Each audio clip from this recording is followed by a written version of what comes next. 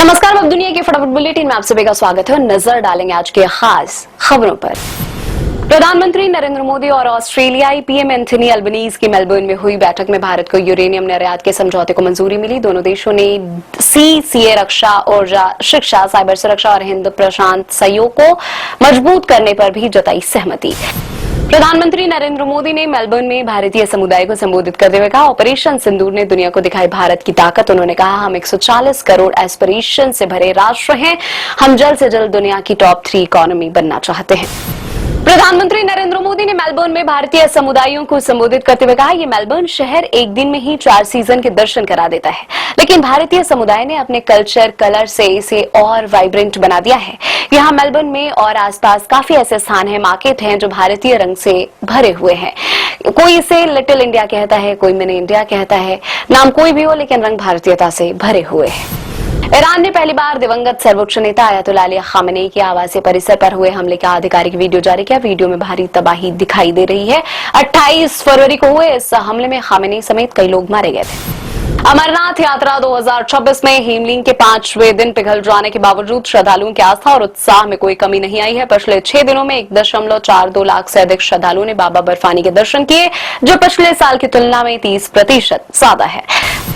महाराष्ट्र में भारी बारिश की वजह से हाहाकार मचा हुआ है। भारी बारिश के कारण आई अचानक फ्लैश फ्लड में रायगढ़ जिले के खालापुर तहसील के चावड़े गांव स्थित एचपीसीएल गैस प्लांट से करीब 3000 गैस सिलेंडर पानी में बह गए। बताया जा रहा है कि इनमें से कुछ सिलेंडर भरे हुए हैं, कुछ खाली भी हैं। प्रशासन ने चेतावनी दी है कि नदी या किनारे मिले किसी भी सिलेंडर को उठाने, खोलने या घर ले जाने की कोशिश न करें। महाराष्ट्र में भी लागू होगा समान नागरिक संहिता। मुख्यमंत्री देवेंद्र फडणवीस ने महाराष्ट्र के लिए यूसीसी का मसौदा तैयार करने के उद्देश्य से सुप्रीम कोर्ट की सेवानिवृत्त न्यायाधीश रंजना देसाई की अध्यक्षता में 7 सदस्यीय समिति गठित करने की घोषणा की है। मणिपुर में मैतेई समुदाय से जुड़े 14 संगठनों के प्रतिनिधिमंडल ने नई दिल्ली में केंद्रीय गृह मंत्रालय के वरिष्ठ अफसरों से मुलाकात की। संगठनों ने अपील की है कि राज्य में जनगणना से पहले एनआरसी करवाया जाए। बीएचयू द्वारा अपने परिसर में चंदन समेत 33 पेड़ काटे जाने का पता चला, जिसके बाद एनजीटी ने उत्तर प्रदेश प्रदूषण नियंत्रण बोर्ड के पर्यावरण मुआवजे का आकलन करने को कहा है। बोर्ड अवैध रूप से पेड़ काटने के मामले में बीएचयू पर 2.65 करोड़ रुपए के पर्यावरण मुआवजा संबंधी प्रक्रिया पूरी करे। कांग्रेस अध्यक्ष मल्लिकार्जुन खड़गे ने आरोप लगाया, गलवान घाटी की घटना के बाद केंद्र सरकार ने चीन के प्रति नरम रुख अपनाया। इसके कारण कई महत्वपूर्ण आर्थिक और रणनीतिक क्षेत्रों में भारत की चीन पर निर्भरता बढ़ी है तथा राष्ट्रीय हितों को नुकसान पहुंचा है। मध्य प्रदेश के उमरिया जिले में बृहस्पतिवार तड़के एक कार सड़क किनारे खड़े ट्रक से टकराई, जिससे एक परिवार के 4 सदस्यों की मौत हो गई। पुलिस ने पहले हादसे में 5 लोगों की मौत होने की जानकारी दी थी, लेकिन अस्पताल में एक महिला की सांसें लौट आई।